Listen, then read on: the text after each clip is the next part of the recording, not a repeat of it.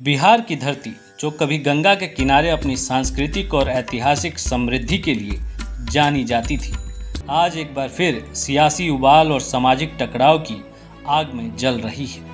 2025 के विधानसभा चुनाव के बीच अगड़ा पिछड़ा का पुराना घाव फिर से हरा हो रहा है। इस बार विवाद की जड़ में एक नाम, ब्रह्मेश्वर नाथ सिंह, जिन्हें उनके समर्थक मुखिया जी कहते हैं। एक ऐसा शख्स जिसका नाम बिहार के इतिहास में खून, बदले और सामाजिक विभाजन की दर्दनाक कहानी के साथ जुड़ा है। वीडियो आगे बढ़ाएं इससे पहले आपसे एक अपील है कि अगर आपको हमारे वीडियोस पसंद आ रहे हों तो हमें लाइक, शेयर और सब्सक्राइब जरूर करें और अपने सुझाव कमेंट बॉक्स में दें। एक हत्या और उसका साया। 1 जून 2012 का वह काला दिन जब भोजपुर के कतीरा इलाके में 65 वर्षीय ब्रह्मेश्वर मुखिया सुबह की सैर के लिए निकले थे। अचानक हथियारबंद हमलावरों ने उन पर गोलियों की बौछार कर दी। 4 गोलियां उनके शरीर को भेद गई और उनके साथ साथ मानो बिहार के सवर्ण समाज के सीने में भी छेद हो गया। इस हत्या ने भोजपुर से पटना तक आग लगा दी। सड़कों पर उन्माद, हिंसा और बदले की भावना ने बिहार को एक बार फिर खून से लाल कर दिया।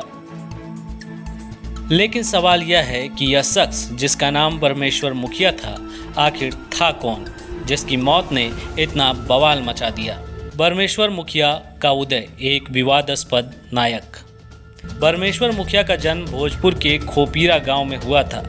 एक समान भूमियार परिवार से ताल्लुक रखने वाले मुखिया जी गांव के मुखिया थे, लेकिन उनका रुतबा गांव की सीमाओं से कहीं आगे तक फैला था।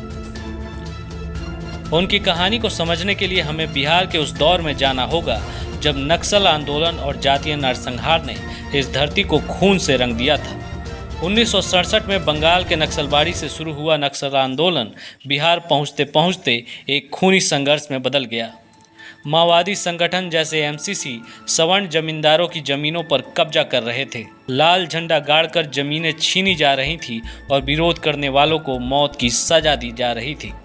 दूसरी ओर लालू प्रसाद यादव की सरकार पर सवर्ण समाज का आरोप था कि वह इस अन्याय पर चुप थी और प्रशासन भी नक्सलियों के सामने बेबस था। इसी दौर में 1994 में ब्रह्मेश्वर मुखिया ने रणवीर सेना की स्थापना की। यह सेना सवर्णों, खासकर किसानों की आवाज बनकर उभरी। इसका नाम 1917 के रणवीर चौधरी से प्रेरित था, जिन्हें भूमियारों का मसीहा माना जाता था। रणवीर सेना ने नक्सलियों को गोली के बदले गोली से जवाब देना शुरू किया और इसके साथ ही बिहार में खून की नदियां बहने लगीं। नरसंहारों का दंश और आरोपों का बोझ। रणवीर सेना पर कई खूनी नरसंहारों के आरोप लगे। 1997 में लक्ष्मणपुर बाथे में 58 लोगों की हत्या, बाथनी टोला नरसंहार और सेनारी जैसे कांडों ने बिहार को झकझोर के रख दिया। इन हमलों में ज़्यादातर दलित और पिछड़े वर्ग के लोग मारे गए, जिसके कारण मुखिया जी को कुछ लोगों ने दलितों का हत्यारा कहा। वहीं सवर्ण समाज का एक बड़ा वर्ग उन्हें किसानों का रक्षक और अगड़ों का भगवान मानता था। उनके समर्थकों का मानना था कि मुखिया जी ने उस दौर में सवर्णों को नक्सलियों के आतंक से बचाया जब सरकार और प्रशासन ने उन्हें अकेला छोड़ दिया था। 1990 से 2002 के बीच बिहार में 48 से ज़्यादा नरसंहार हुए, जिसमें सभी वर्गों के लोग मारे गए। यह वह दौर था जब बिहार न केवल सामाजिक बल्कि आर्थिक और राजनीतिक रूप से भी टूट रहा था। गिरफ्तारी, रिहाई और अंत। 29 अगस्त 2022 को पटना के एग्जीबिशन रोड में ब्रह्मेश्वर मुखिया को पुलिस ने गिरफ्तार किया। उन पर 277 हत्याओं और 22 अन्य मामलों में आरोप थे। 9 साल जेल में बिताने के बाद 8 जुलाई 2011 को उनकी रिहाई हुई। जेल से निकलने के बाद उन्होंने अखिल भारतीय राष्ट्रवादी किसान संगठन बनाया और दावा किया कि वे अब मुख्य धारा में शामिल होकर किसानों के हितों के लिए लड़ेंगे। लेकिन उनकी यह नई शुरुआत ज़्यादा दिन नहीं चली। 1 जून 2012 को उनकी हत्या कर दी गई। इस हत्याकांड की जाँच CBI को सौंपी गई और 10 लाख रुपए के इनाम की घोषणा भी की गई। लेकिन आज तक ना तो हत्यारों को पता चला और ना ही हत्या के पीछे की वजह। मुखिया जी के विचार और विरासत। जेल से रिहाई के बाद एक टीवी इंटरव्यू में ब्रह्मेश्वर मुखिया ने अपने विचार साझा किए थे। वे आरक्षण के पक्षधर नहीं थे, लेकिन उनका मानना था कि इसे आर्थिक तौर पर लागू करना चाहिए। समाज को उन्होंने 5 वर्गों, अति निर्धन, निर्धन, मध्यम, अमीर और अति अमीर में बांटने का सुझाव दिया, जिसमें सबसे गरीब वर्ग को सरकार की पूरी मदद मिलनी चाहिए।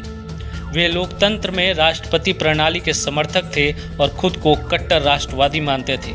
सुभाष चंद्र बोस और सरदार वल्लभ भाई पटेल उनके आदर्श थे। बिहार का दर्द और सवाल।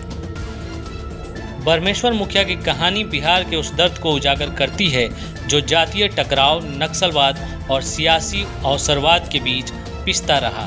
कुछ के लिए वो नायक थे जिन्होंने सवर्णों को नक्सलियों के आतंक से बचाया, तो कुछ के लिए खलनायक जिनके नाम पर दलितों और पिछड़ों का खून बहाया गया। आज जब बिहार में फिर से अगड़ा पिछड़ा का विवाद उठ रहा है, मुखिया जी का नाम एक बार फिर सुर्खियों में है। लेकिन सवाल यही है, क्या बिहार इस खूनी इतिहास से सबक लेगा या फिर सियासत की आग में यह धरती यूं ही जलती रहेगी? यह कहानी न केवल परमेश्वर मुखिया की है, बल्कि उस बिहार की है जो अपने घावों को भूलकर भी भूल नहीं पाता।